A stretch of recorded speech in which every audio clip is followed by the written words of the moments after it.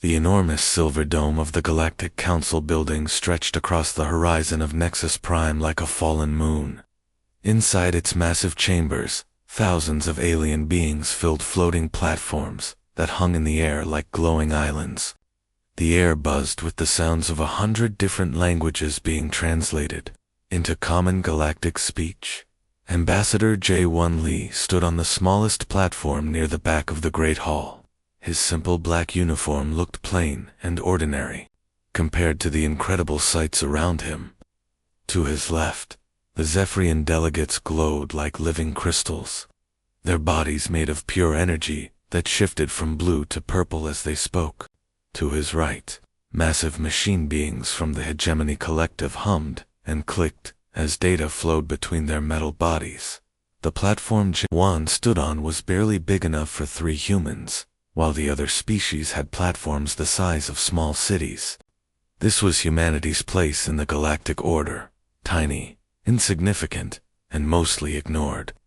The Millennium Summit will now address territorial claims, announced Prime Speaker Velkith, a towering creature with 6 arms and skin that looked like flowing liquid metal. His voice boomed through the chamber's translation system. We begin with the Outer Rim sectors. J1 had attended dozens of these meetings over the past 2 years, since humanity had been granted the lowest level of galactic membership. The routine was always the same. The powerful civilizations would discuss important matters, while the smaller species waited quietly for scraps. The humans request permission to establish colonies in the Kepler sector, Velkith announced, reading from a holographic display. The moment he said the word humans, a wave of what could only be described as laughter rippled through the chamber. The sound was strange because it came from so many different types of beings. The Vorthok delegates made high-pitched clicking noises. The energy beings of Zephyria chimed like bells. Even the normally serious machines of the Hegemony produced amused electronic beeps. Perhaps they have discovered agriculture, buzzed Commander Zix of the Hegemony, its red optical sensors focusing on J1 with what seemed like pity. Or maybe they have learned to build better mud huts. More laughter filled the chamber. J1 stood quietly, his hands clasped behind his back, his face showing no emotion. Dr. Suman Park, Earth's science advisor, stood beside him on the small platform. She whispered quietly, "Should we tell them about the dimensional research?" J1 shook his head slightly. "Not yet. Let them keep thinking we're primitive." The mockery continued as various delegates shared their opinions about humanity. The Draconian Empire's representative, a massive reptilian creature covered in golden scales, spoke in a voice like grinding stone. "These mammals still use chemical rockets for space travel. My hatchlings build better toys." Scholar Yindar of the peaceful Ethon civilization added his voice to the discussion. "While we appreciate the humans' enthusiasm, perhaps they should focus on mastering basic sciences before attempting interstellar expansion. They have not even achieved stable fusion power." J1 almost smiled at that comment. If only they knew what humanity had really achieved. But Earth's leadership had decided long ago that it was safer to appear weak than to reveal their true capabilities too early. Ambassador Lee, Prime Speaker, Velkith, addressed him directly, his 6 arms gesturing in what might have been dismissal. "Your species has been granted membership as an act of charitable inclusion. The advanced civilizations of this galaxy have responsibilities that require sophisticated technology and centuries of experience. Perhaps humans should consider focusing on agriculture or simple manufacturing while we handle the complex matters of galactic security." Before J1 could respond, alarms began blaring throughout the chamber. Red warning lights flashed as emergency holographic displays materialized in the air above every platform. The images showed star charts with expanding areas of absolute darkness. "Emergency transmission from the Outer Rim defense grid," announced an automated system. "Multiple star systems have gone completely silent. Long-range sensors detect unknown entities of massive scale approaching inhabited worlds." The chamber erupted into concerned chatter as delegates from various species tried to understand what they were seeing. The dark areas on the star charts weren't showing destroyed planets or conquered territories. They showed nothing at all, as if entire solar systems had simply ceased to exist. "The Void Swarm," whispered Dr. Park, her face going pale. "It's finally happened." Admiral Kexran of the mighty Zephyrian fleet materialized as a pillar of angry red light. "Our deep space monitors detected the emergence 3 standard hours ago. These entities, they do not behave like any known life form. They appear to consume reality itself." The hegemony's combat units began processing data at incredible speeds, their mechanical voices overlapping as they shared information. 17. Star systems confirmed silent. Pattern suggests systematic advance toward populated regions. Estimated threat level cannot be calculated. As panic began to spread through the chamber, J1 remained calm. He had been expecting this day for years. Earth's hidden monitoring stations had detected the void swarm's approach months ago, and humanity had been preparing accordingly. The great civilizations that had spent the morning mocking humans as primitive were now facing a threat that their advanced technology couldn't even understand, let alone stop. 3 weeks had passed since the first emergency alert, and the Galactic Council chambers had transformed from a place of dignified debate into a center of barely controlled panic. The elegant floating platforms now served as command posts, with holographic displays showing the advancing darkness that consumed everything in its path. Ambassador Jaewon Lee stood at his small platform, watching the chaos unfold around him. The same aliens who had mocked humanity just weeks before now scrambled desperately for solutions that didn't exist. Admiral Kexran of the Zephyrian fleet flickered between colors as his energy form displayed obvious stress. "Our reality-bending weapons have no effect," he reported to the assembled council. "These creatures exist partially outside normal space. We cannot even target them properly." The holographic displays showed the results of the latest battle attempts. Massive Zephyrian warships, each one capable of destroying planets, had fired their most powerful weapons directly at the Void Swarm entities. The energy beams had passed completely through the creatures, as if they weren't there at all. "Commander." 6 of the Hegemony Collective processed data streams at maximum speed, his mechanical voice crackling with electronic stress. "Combat analysis complete. Standard weapons achieve 0.2% effectiveness. Dimensional shields prove completely useless. These entities phase through all known defensive measures." Dr. Suman Park stood beside J1, quietly observing the panic. She leaned closer and whispered, "The Draconian Empire just lost their fortress world of Keth Prime. That planet had defenses that held off entire invasion fleets for centuries." J1 nodded grimly. Through Earth's hidden monitoring network, he had watched the battle. The mighty Draconian defenders had thrown everything they had at the approaching void entities. Planet-cracking cannons, reality-warping bombs, even weapons that could tear holes in space itself. Nothing had worked. The creatures had simply flowed over the planet's defenses like water, and within hours, Keth Prime had vanished from existence entirely. Scholar Yindar, of the Ethon civilization, had abandoned his usual calm demeanor. His normally peaceful face showed genuine terror as he delivered his report. "The Kepler defense grid has fallen. 6,000 years of engineering, the most advanced fortifications in galactic history, consumed in 17 minutes. 17 minutes. The Kepler defense grid had been the galaxy's greatest achievement in military engineering. A network of space stations and energy barriers that stretched across an entire star system. It had successfully defended against every major threat for thousands of years. The Titan Wars had raged against those defenses for 3 centuries without breaking through, but the Void Swarm had erased it in less time than it took most species to eat a meal. "How do they move so fast?" demanded General Vekvayar of the Vorthok military. His insect-like form clicked and buzzed with agitation. Our fastest scouts report they can cross entire star systems in hours. That should be impossible, even with the best faster-than-light technology. They don't travel through space, reported a trembling technician from the psionic collective. Our mind readers cannot make contact with them at all. It's as if they exist in a completely different layer of reality.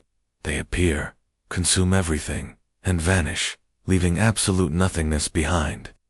The displays updated again, showing new dark zones spreading across the galaxy like a disease. Entire civilizations that had stood for millions of years were simply gone. Not conquered, not destroyed, but erased so completely that it was as if they had never existed at all. Prime Speaker Valkith's 6 arms trembled as he tried to maintain order in the increasingly chaotic chamber. The outer spiral arm is completely lost. We estimate 47 billion sentient beings have been ... consumed. The entities are now approaching the middle regions. Panic spread through the council as delegates realized the void swarm was heading directly toward the galaxy's most populated areas. The greatest civilizations in galactic history were falling one by one, and no one had any idea how to stop the advance. What about evacuation? Suggested a delegate from the crystalline worlds. We could evacuate core populations to the Andromeda staging areas. With what ships? Admiral Kexran's energy form flashed angry red. We've lost 60% of our combined fleets just trying to slow these things down, and the creatures seem to be learning from each encounter. They adapt to our tactics faster than we can develop new ones. As the arguments and desperate planning continued around him, J1 remained quietly observant. Several delegates had noticed his calm demeanor amid the chaos. Ambassador Lee called out Scholar Yindar, his voice carrying a hint of desperate hope. What does Earth contribute to our defense efforts? Surely humanity has some ideas, some weapons we haven't tried yet. All eyes in the vast chamber turned to J1's small platform. Thousands of alien beings, representing the most advanced civilizations in the galaxy, looked to the human representative they had mocked just weeks before. J1 stood calmly, his hands still clasped behind his back. Earth has been monitoring the situation very carefully, he said in his quiet, steady voice. We are currently evaluating our options. The chamber erupted in bitter, hysterical laughter. Evaluating options, screeched a Vorthok delegate. The galaxy is being devoured, and the primitives are evaluating. Your entire species hasn't even mastered stable energy production, added a hegemony unit. What could you possibly evaluate that we haven't already tried and failed at? J1's expression remained unchanged, though Dr. Park noticed the slightest hint of a smile at the corner of his mouth. Sometimes, he said quietly, the longest preparation period yields the most decisive results. The emergency session had been running for 6 straight days. The great chamber of the Galactic Council now looked like a war room, with exhausted delegates slumped on their platforms and emergency displays flickering constantly with updates. From the front lines, the news got worse every hour. Ambassador J1 Lee had barely moved from his small platform during the entire crisis. While other delegates paced, argued, and panicked, he stood quietly watching the holographic displays that showed the void swarm's relentless advance toward the galaxy's core worlds. We need to begin immediate evacuation protocols, announced Prime Speaker Valkith, his 6 arms shaking with exhaustion. The outer and middle regions are lost. We may be able to save some populations if we retreat to the galactic core immediately. The assembled delegates looked defeated. The greatest military minds in galactic history had thrown everything they had at the void swarm, and nothing had worked. Weapons that could destroy stars had no effect. Shields that had protected worlds for millennia were useless. Admiral Kexran's energy form had dimmed to a pale blue, showing his despair. We have perhaps 2 standard weeks before they reach the core worlds. After that, Double quotes. He didn't finish the sentence. Everyone knew what would happen after that. Dr. Suman Park stood beside J1 on their tiny platform. She had been quiet for days, but now she leaned close to him and whispered, "It's time, isn't it? We can't wait any longer." J1 nodded slowly. He had hoped the galaxy's civilizations might find their own solution, but it was clear they were fighting a war they couldn't understand, let alone win. "Respectfully," J1 said, his quiet voice somehow carrying clearly through the vast chamber, despite all the noise and chaos. The chamber didn't fall silent immediately. Delegates continued their desperate planning until gradually, one by one, they noticed that the human representative was trying to speak. "Respectfully," J1 repeated, standing straighter on his platform, "I believe there may be another option." This time the chamber did fall quiet, but it wasn't the respectful silence given to an important speaker.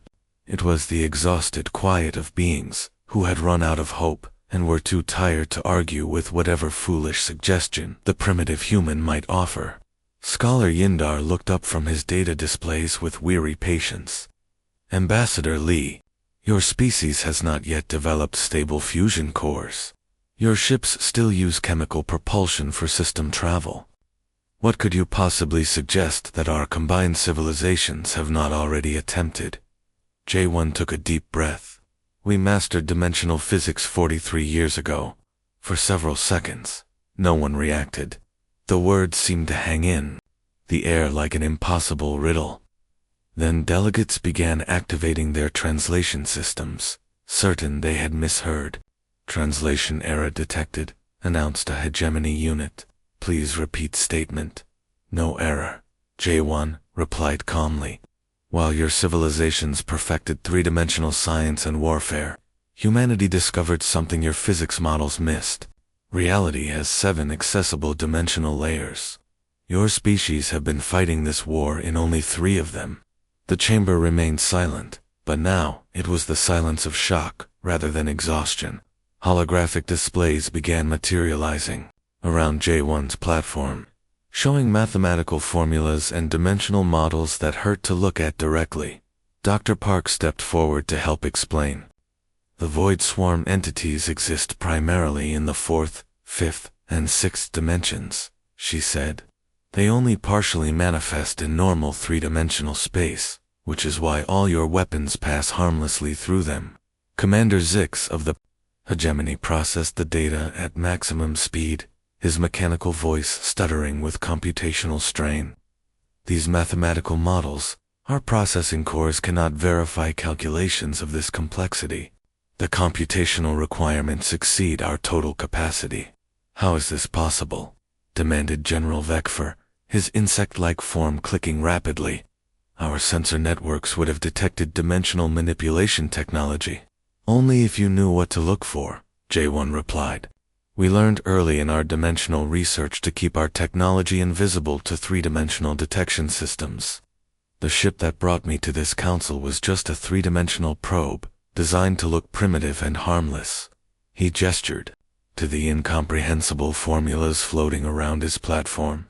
"Our real fleet has been stationed in the 7th dimension for over 2 decades, watching and waiting." Admiral Kexron's energy form suddenly flared bright white.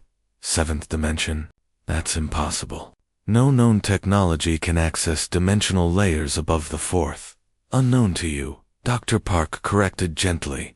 "Humanity began developing 7th dimensional access during our early space exploration period.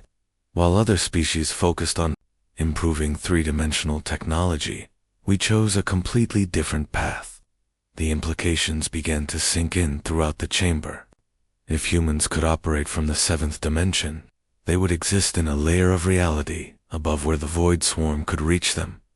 "You've been watching us this entire time," whispered Scholar Yindar, his usual scholarly composure completely shattered. "We've been protecting you," J1 corrected. "The void swarm has attempted to invade this galaxy 17 times over the past 40 years. Each time, our 7th dimensional fleet turned them back before they could establish a foothold." This is the first time they've managed to break through our outer defenses.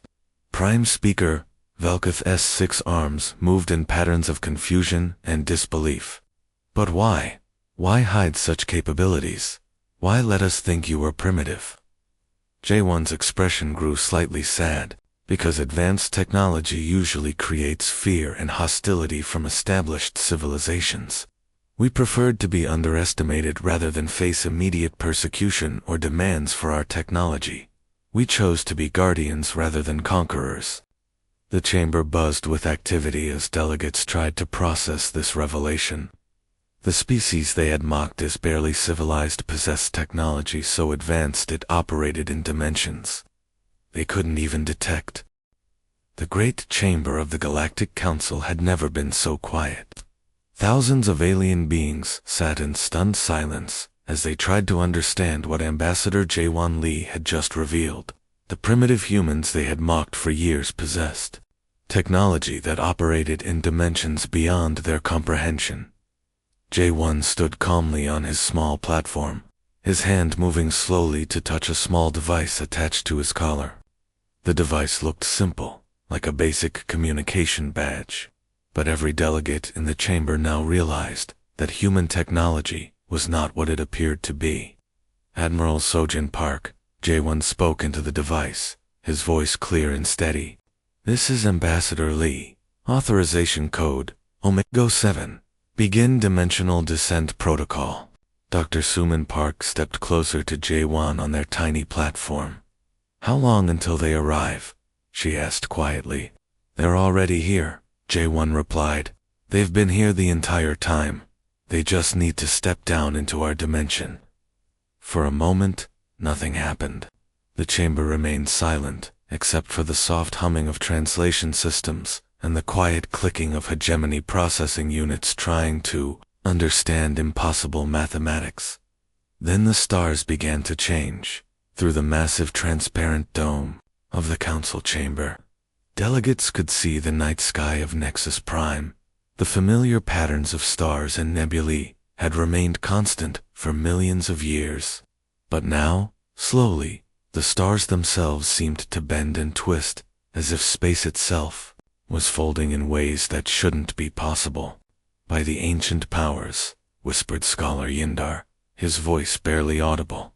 What's happening to reality?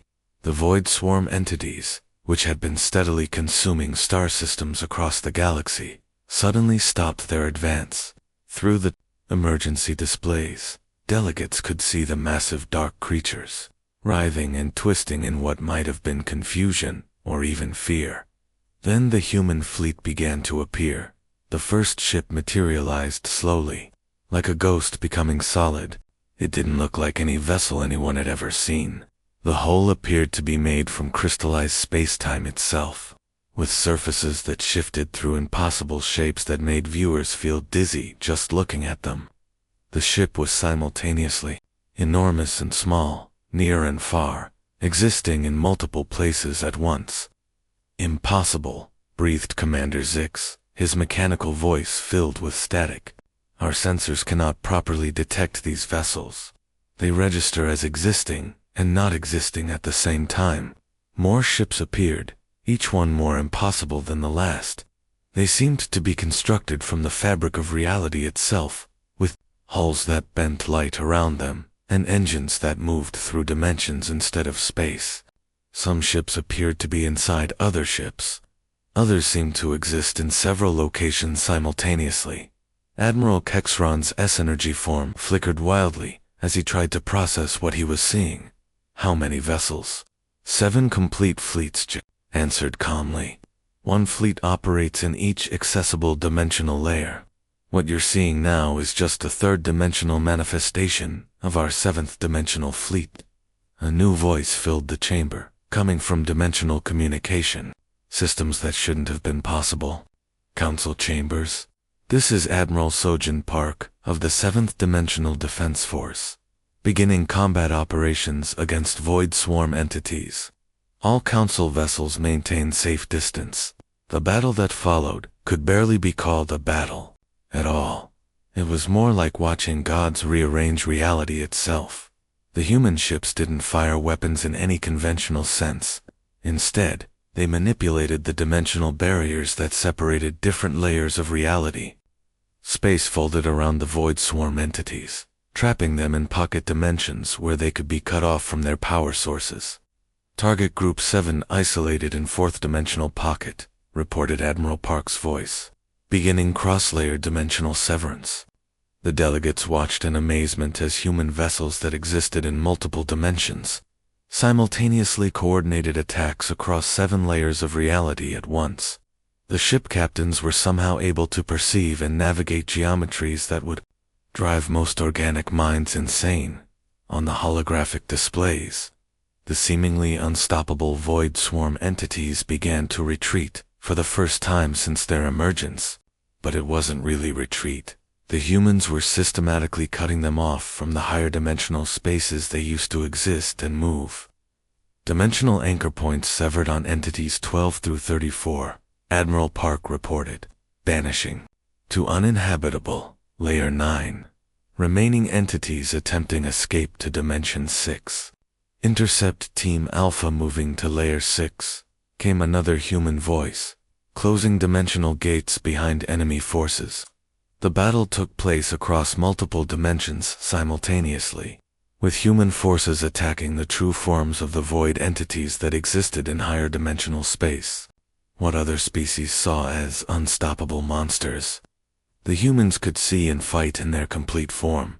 Within 2 hours, the threat that had consumed quarter of the galaxy was completely neutralized. The surviving void entities had been banished. 2-dimensional layers where they could no longer affect normal reality, and the dimensional gates they had used to enter the galaxy were permanently sealed. Combat operations complete, Admiral Park announced.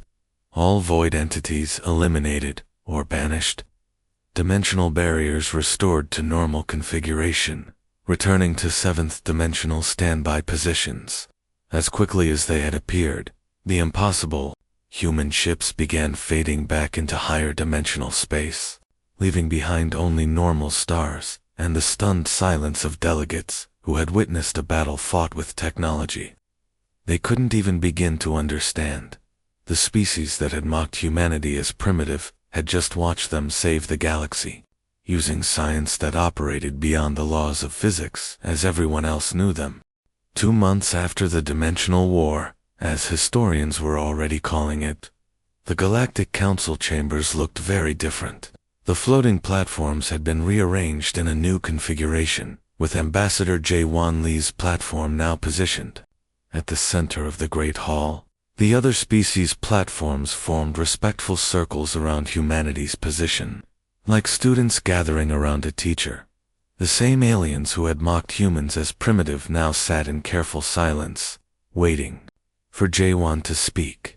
Their attitudes had changed completely since watching the human fleet emerge from the 7th dimension and effortlessly defeat an enemy that had consumed a quarter of the galaxy. Prime Speaker Velkith, who had dismissed humanity just months before, now addressed J1 with deep respect.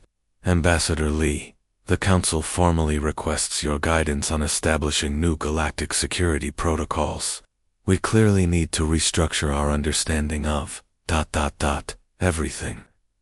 J1 stood quietly, for a moment, looking around at the assembled delegates. These were the representatives of civilizations that had ruled the galaxy for millions of years, and now they were asking a human for leadership. The irony was not lost on him. Earth chose concealment over confrontation, J1 began, his calm voice carrying easily through the chamber's improved translation systems.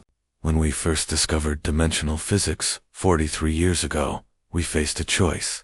We could reveal our capabilities and likely face fear, hostility, or demands from established civilizations. Or we could remain hidden and serve as quiet guardians. Scholar Yinda, his usual scholarly pride, completely humbled, raised a tentative hand. Your dimensional mathematics suggests that our combined understanding of physics covers less than 5% of actual reality. How could we have been so limited? You weren't limited, Dr. Suman Park replied kindly, From beside J1, you simply took a different path. You perfected three-dimensional science to incredible levels. We chose to explore what lay beyond those dimensions instead of perfecting them. Admiral Kexron's energy form had stabilized to a respectful blue glow. Our military strategists have analyzed the battle recordings. Your forces fought across 7 dimensions simultaneously. Our most advanced commanders cannot even understand how such coordination is possible. Human minds developed differently, J1 explained. When we first began exploring higher dimensions, we discovered that our brains could adapt to perceive impossible geometries. Other species might find this adaptation more difficult, but it can be learned with proper training.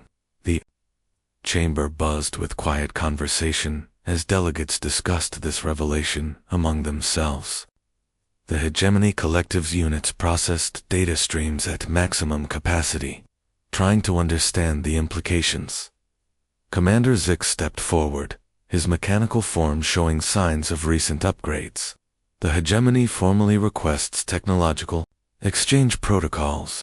Our computational systems require complete reconstruction to process 7-dimensional mathematics. We offer our entire database of 3-dimensional engineering in exchange for basic dimensional theory. Similar requests came from every major civilization represented in the chamber. The Zephyrians offered their mastery of energy manipulation. The Draconian Empire pledged 3 entire star systems' 4-dimensional research facilities. The Ethon scholars requested permission to study human dimensional perception techniques. Even the proud Vorthok military, who had laughed at human primitive weapons, now asked for training in multi-dimensional warfare tactics. J-1 listened patiently to each request. The desperation in their voices was obvious. These civilizations had spent their entire existence believing they were the most advanced beings in the galaxy, only to discover they had been protected all along by the species they considered least developed. Earth is prepared to share certain technologies, J1 announced, after hearing all the requests. We will provide protection against transdimensional threats and offer limited training in dimensional theory. However, this cooperation requires a new framework for galactic governance. The chamber fell completely silent. Everyone understood what he was implying, but no one wanted to be the first to say it. Prime Speaker Velkith's 6 arms moved in patterns of acceptance. You are proposing that humanity assume leadership of galactic security operations. Not leadership, J1 corrected. Guardianship. We will continue to protect the galaxy from threats that operate beyond 3-dimensional space. In return, we ask for cooperation rather than mockery, partnership rather than dismissal. The vote was taken immediately and passed without a single dissenting voice. The same delegates who had laughed at humanity's membership application now unanimously agreed to restructure galactic civilization around human dimensional capabilities. There is one more thing, J1 said as the voting concluded.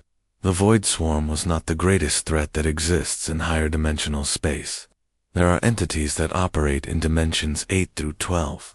We have been monitoring them for decades, and they are becoming more active. A chill ran through the chamber. If the Void Swarm, which had seemed unstoppable, was not the worst threat humanity had encountered, what other dangers lurked in dimensions beyond imagination? But that is why we have been preparing for so long, Dr. Park added reassuringly. Earth's dimensional fleets are expanding into higher layers of reality. We will continue to stand guard while the rest of the galaxy develops and grows. J activated his communication device one final time. Admiral Park, begin dimensional ascent. Return all fleets to standby positions. Through the chamber's dome, the delegates could see space itself ripple slightly as the impossible human vessels folded back into the 7th dimension, invisible once again, but now known to be watching over them. The galaxy had learned that its most primitive members had been its most advanced guardians all along, protecting them from threats they couldn't even perceive while patiently waiting for the day when their true strength would be revealed and accepted rather than feared.